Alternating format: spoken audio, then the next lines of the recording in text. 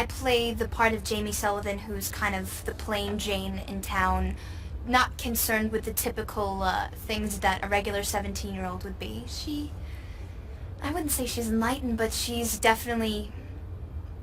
concerned with the trivial things that the people in school that surround her are kind of concerned with. But I am put in all these situations at school with this boy Landon, who I'd been in school with for years, but never really been friends with. He's kind of in a different crowd than I am, and I see him at church. We're put in the school drama program and stuff together, and because of that, I really see that he is deep down a really good person, kind of unbeknownst to him and the people around him, and I kind of prove that to him and show him what a great person he is, and throughout all of that, we kind of start to fall in love. Landon and Jamie are put in these situations where obviously they have to meet and become in contact with each other, and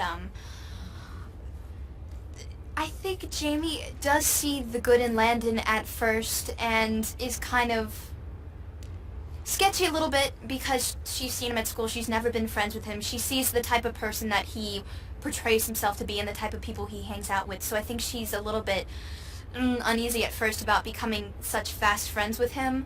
But she kind of fools him a little bit and then gets her feelings hurt because she tries to approach him at school when he's surrounded by his friends, and of course he acts like the jerky person that he's always acted towards her as.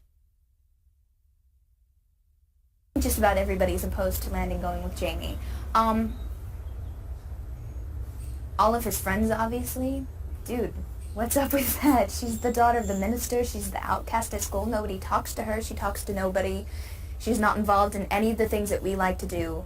She's always going to church. She's tutoring kids on the weekends for fun.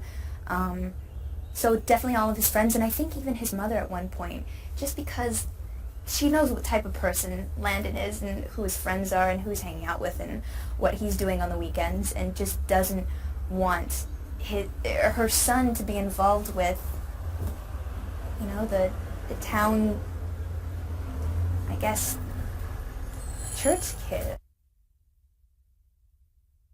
It just comes so unexpectedly, but it's something so deep down inside that Jamie, you know that Jamie really wants. You can't be 17 and not live your life without having been loved or to have just loved another person. So I think it makes it all the more special just because she didn't expect it and thought she didn't want it. But when it came and she really started to feel it, you knew that's really what she wanted for the rest of her life, just to have that feeling. I think the challenging thing at 17 about playing romance and love is it's something that I'm not exactly 100% experienced in yet. But the cool thing about this story is I'm just starting to fall in love. It's nothing that I've had to be experienced in yet. Obviously, Jamie has never had a boyfriend. She's never kissed a boy. So it's good, I think, in that sense, to have that type of innocence on screen, because it's very true in life.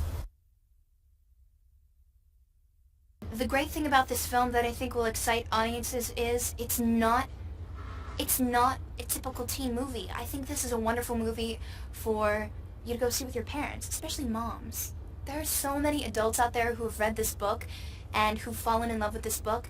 They're going to feel the exact same way about the film. And for people my age, I just feel like it's such a wonderful option to have out in theaters amongst so many other teen movies that are talking about the same thing and rehashing the same subjects that we as teens live every single day of our life. So I don't know. It's different to me, and it's